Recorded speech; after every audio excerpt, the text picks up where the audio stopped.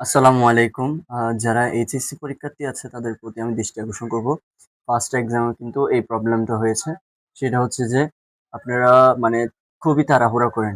আপনারা যখন হলের মধ্যে ঢুকেন তখন কিন্তু খুব দৌড়াদৌড়িভাবে করেন। যেমন পরীক্ষা তো ১০টা থেকে শুরু হয়, তাই না?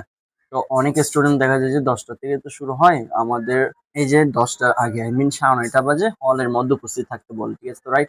তো এই ক্ষেত্রে আমি কি করি ১০টার পরে ঢুকি আমরা। আমরা বাইরে আড্ডা দিই এগুলা। কিন্তু এই ক্ষেত্রে আমাদের ভুলটা কি জানেন? এই যে মনে করেন আমরা এই ১০টা বাজে ঢুকি অথবা ১০টা এরকম করে ঢুকি। তখন দেখবেন যে খাতা মানে রুল টানতে প্লাস হচ্ছে যে বৃত্ত ভরাট করতে অনেক সময় চলে যায় গা। তো এই ক্ষেত্রে আমাদের করণীয় কি? আমাদের আগেভাগে ঢুকে যেতে হবে হলে।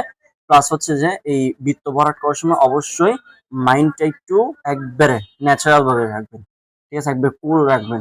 কারণ ঠান্ডা মাথায় যদি আপনি বৃত্তগুলো ফিল আপ না করেন তাহলে কিন্তু আপনি দেখবেন যে ওইগুলো একটা ভুলে গেলে, যেমন ফার্স্ট এক্সামে কিন্তু একটা ভুলে গেছে। ফার্স্ট এক্সামে একটা আপুর, সরি একটা আপুর না, আহ, তিনটা আপুর তিনটা আপুর রোল নাম্বার ভুলে গেছে, বুঝছেন? বৃত্ত ভরাটার মধ্যে ভুল করে ফেলছে, ওইদিকে সংখ্যা লিখতে যাই ভুল করে ফেলছে। একটা নেই, প্লাস হচ্ছে একটা হচ্ছে যে এই সময় এমসিকিউ এমসিকিউ তে ভুল করে ফেলছে।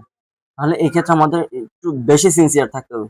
ঠিক আছে না? কারণ একটা নাম্বার কিন্তু আমাদের জন্য অনেক কিছু, অনেক কিছু। সো আপনারা একটু মানে সিনসিয়ার থাকবেন, ঠিক আছে?